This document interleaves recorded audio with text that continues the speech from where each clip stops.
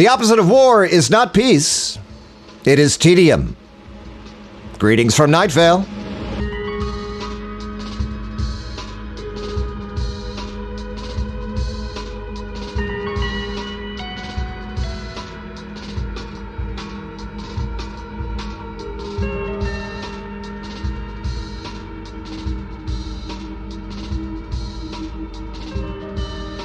Hello, listeners.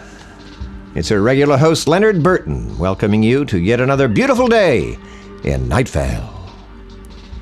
There is a sun, of course. I don't need to tell you that there is a sun. You know this. You are so confident that a sun is there. Past performance is not a predictor of future results, folks. Yet, sure as I say it, there is a sun. And near the sun are clouds. But they're not near, are they? Millions of miles separate those clouds from that sun. And yet our eyes measure mere inches of the space between. What deception, this human sight. The air is crisp and cool. A slight morning breeze touches us. We feel it like cold fingers playfully caressing our shoulders, our hair, our skin. I see no breeze, but I feel it. That which I feel, that is my only truth, listeners. Wind is a verity. I hope you will join me in closing your eyes and walking naked through the invisible yet irrefutable air. Hold aloft your arms, widen your jaw, and feel the impact of atom upon atom upon atom against your body.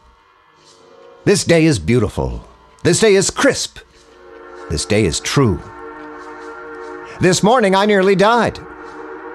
I'm always nearly dying. Proximity is subjective. This morning I nearly died in the same way I nearly die every day. After waking, I showered. After showering, I drank coffee. After coffee, I ate a grapefruit and oatmeal. After eating, I walked. After walking, I walked some more.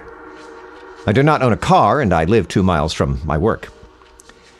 I purchased a quart of whole milk, and then I climbed a tree.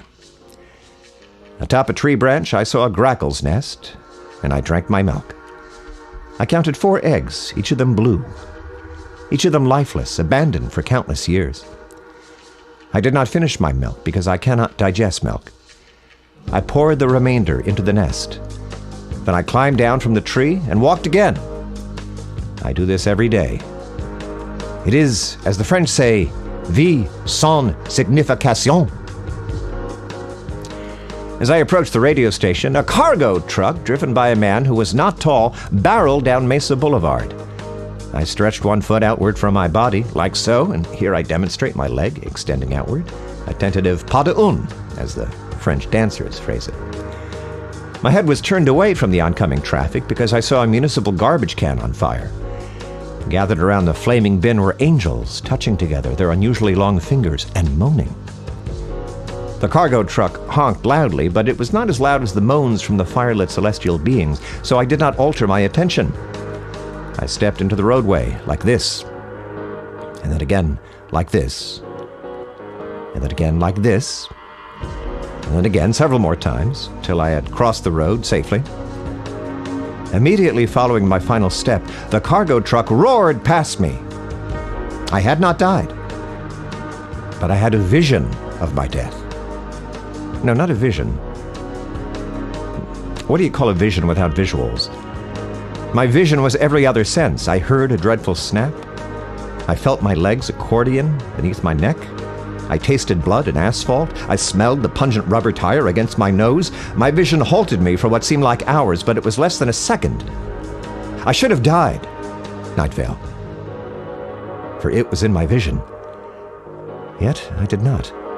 The truck honked again, and the man in the passenger seat, who was not short, waved his fist and cursed at me. Upon the back of the truck were several wooden crates, emblazoned with a white labyrinth upon a black square. The crates glowed from within. I do not glow from within. I am darkness from within. Across the street, the angels moaned, and I wet myself. It is a beautiful day in Night Vale. How was your morning? And now the news. There is peace in our time, Night Vale. We hold a parade today to celebrate the end of the Blood Space War. The Blood Space War ended many years in the future, and we celebrate armistice today. Time, you see, is not a line, but a torus, which is kind of like a donut. And we are living within the donut. If we were to look out across the hole in the middle of the donut, we would see other times that have happened both before and after us. This presumes we can see time, which we cannot. We can only describe visually the shape of things that have no shape. Here is an incomplete visual description of things that have no shape. 1. Death is a bottomless pool of clear water. 2. Wind is a question mark. 3. Morality is a thermos. 4. Love is an overfull shopping bag with a broken handle. 5. Fear is a cinder block tower with a single door and no windows. I hope that makes sense to you, dearest listeners, because it does not to me. I'm neither a scientist nor a poet. I'm a radio host. I merely repeat to you that which I have learned. And what I have learned is that time is shaped like a donut. Beyond that, I have no comprehension. When you woke up this morning, Night Vale, did you remember a life you never had? Did you experience the faint memory of a conversation, of a smell, of a feeling that never happened? Jamais vu, I believe the French say. The French say so much. Yet what do they know of peace? Today I celebrate peace, however, I do it alone. I broadcast my feelings to no one. Night Vale is empty, and I am its only citizen. Yet I have a vision of a town full of people. One of those people is a man, a radio intern named Cecil Palmer. But he is not here. No one is here. No one has ever been here. Has he died? I do not know. He simply is no longer here. You do not remember his years of fine reporting on this very radio station, because you never heard those reports. I did. I remember things that never happened, yet I have no evidence of any of it. Let me describe to you the shape of Cecil Palmer. He's a line of leafless mesquite trees. He is a glass factory. He is a golf ball-sized hail. He has a voice like distant highway traffic. He loves coffee and handshakes. He wears tight clothing and has never once worked with modeling clay. He covers mirrors with cloth and has an irrational fear of glowing lights beneath locked doors in dark hallways. You cannot know any of this because Cecil is my vision, not yours. He is real all the same. He is to be my replacement when I retire. But he does not exist. So I can never retire. I am your permanent host. I can still see his face. I've said it before, and I will say it once more. What deception, this human sight. The parade for the end of the Blood Space War has begun. There is no one attending, because no one lives in Night Vale. Perhaps we'll reach a day when no one has ever lived. An emissary has arrived in town to lead the parade. The emissary is an astronaut, bloated white arms and a mirror for a face. The emissary walks slowly through our empty city streets. I do not know why I broadcast this to you, dear listener, for you are not even here. No one is here, except for me and the emissary, who walks like a marionette under the wobbly control of a novice puppeteer. And the angels, whose moans are songs and whose fingertips are divining rods. Also, there's the two men in the cargo truck who are driving far beyond our town. And somewhere, there are the French, who are inventing phrases to describe I don't know what. The parade of absent floats along empty streets led by a mirror-faced marshmallow of a grand marshal approaches our radio station. I will enjoy getting to see the festivities up close and describing shapes out of the shapeless. And now the Children's Fun Fact Science Corner. Kids, did you know that everyone experiences time differently? Physicist Albert Einstein once said, "There's no business like show business, like no business I know." He said this while starring in Annie Get Your Gun in London's West End. He performed the title role 10 years before Irving Berlin even wrote the musical. This is because Albert Einstein experienced time differently, but only when it came to songwriting. He had the complete discography of both Leonard Cohen and Kendrick Lamar before either were born. And perhaps while you and I only hear music after it is written, we experience time differently in other ways. Like, say, our births. Think about your birth. You don't remember it, do you? This could be because you've forgotten it. But how do you forget something that so powerfully impacted you? I would argue that your birth was the most important moment in your life, and you have forgotten it? I can't believe you're so cavalier as to allow the memory of your entry into this world to dissipate like steam from a screaming kettle. No, you do not remember your birth because it has not happened yet. I am sure this is scientifically true. It can be the only explanation. You experience time differently. One day you will be born, and you will experience awe and pain and confusion. You will begrudge the lack of input you were given in this decision. You did not ask to be born, and yet pow, bam, squish, there you are, or were, or will be. Birth is an overmatched levee during a flood. Memory is the chipped bark of a cedar tree. Time is a donut. This has been the Children's Fun Fact Science Corner. The parade has ended. The streets, moments ago crowded with no one, are once again still empty. The celebration of peace is ended, and another beautiful day comes to a close. The sun, like a shopkeeper with no customers, leaves work early. And the radio softly reminds us the shapes of the shapeless.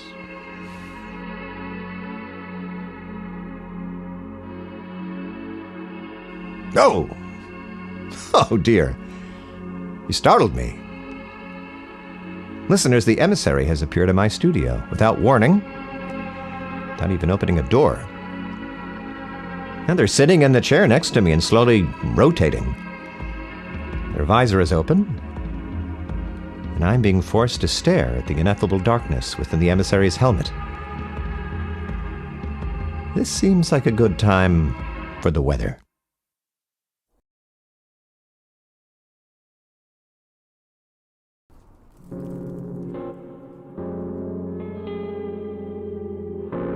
Have you ever forgotten where you put your keys? You were certain they were on the mantle, but they were not.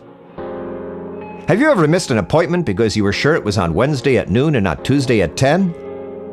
Have you ever remembered a life you did not lead? Has a carefully collated series of words ever made you uncertain, unconfident, or just un as an adjective unto itself? The emissary arrived from the future, from space. The emissary told me changes were made, and those changes became mistakes, and those mistakes became truths, and all of it would need to be undone. Night Vale is a vibrant and full city, with tens of thousands of people, the emissary said. Yet here you are, Leonard, the only person in Night Vale. I nodded into the dark onyx of the emissary's face screen. How old are you, Leonard? The emissary asked. I did not know. I still do not know. The emissary revealed to me a newspaper clipping from the Night Vale Daily Journal obituary section, dated November 1983. There was a photo of me and a story about my life, my childhood, my radio career, my wife, my children, my death. It was all true, and yet I remembered none of it, except for the last part. I looked at my obituary photo. I read how I died, under cargo truck wheels on Mesa Boulevard. In print, anything looks true. What deception, this human sight, I said. The emissary lifted their thick-gloved hands to their neck, unlatched the snaps, and removed their helmet. I saw the face of an old woman with sunken, tearful eyes. "I am the General," the emissary said, placing her enormous soft palm on my hand. "I have tried to save myself, my soldiers, my town, my planet, through time travel. Every time we lose a battle, I return to before it ever happened and fight it again. I fight each battle over and over until we have won." "You are an excellent general," I told her. "Of course I am," she snapped. "In battle. But each time I interfere in the timeline, I create a widening ripple of historical changes. And now, Nightvale is empty, on the verge of never having existed at all. This must be undone. Do you understand me, Leonard?" I nodded yes, to hide the fact that I did not understand. The emissary pointed to the moon. An enormous piece of the moon was missing. I did not remember that the moon was broken, but also I rarely look at the moon out of disdain. "Like the moon, time has broken," she said. "Nightvale should be full of people, and you should have died long ago, Leonard," she added. "Do you understand?" I shook my head no, to hide the fact that I did understand. "I am sorry, Leonard," she said. "If Nightvale is repaired, you will return to the grave." "But you have achieved peace," I argued. "I have achieved peace," she said.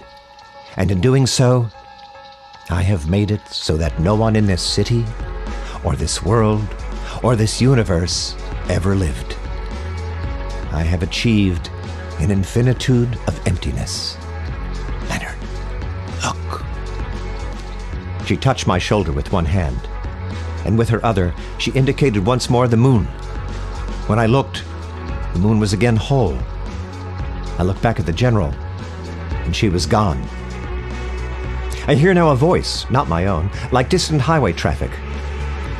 I do not think I should be alive, but I do not know what else to be. Am I a ghost? Am I a god? Am I at all? Whatever it is I am, I reject my end.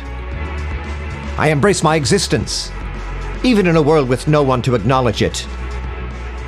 I never wished to die, Nightvale, and still I refuse to do so. I am a broadcaster. I do not stop broadcasting simply because I do not live. Stay tuned next for grackles hatching from long dormant eggs, and anything else I wish to describe, real or not. For you do not hear me anyway. And until tomorrow, see ya, Nightvale. See ya.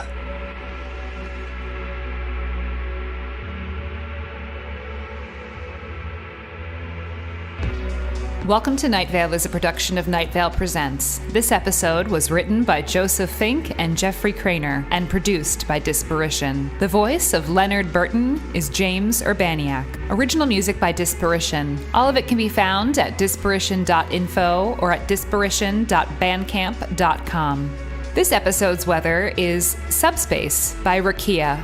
Find out more at rakia.bandcamp.com or Rakia Band on Instagram. Comments, questions, email us at info@welcometonightvale.com or follow us on Twitter at Nightvale Radio or tenderly raise a potted cactus. Check out welcometonightvale.com for more information on volumes 3 and 4 of our illustrated episode book collections. Out now, right now, as I'm talking to you. Today's proverb. Ask your doctor about dogs. Have a long conversation about how good dogs are. Show each other pictures of dogs.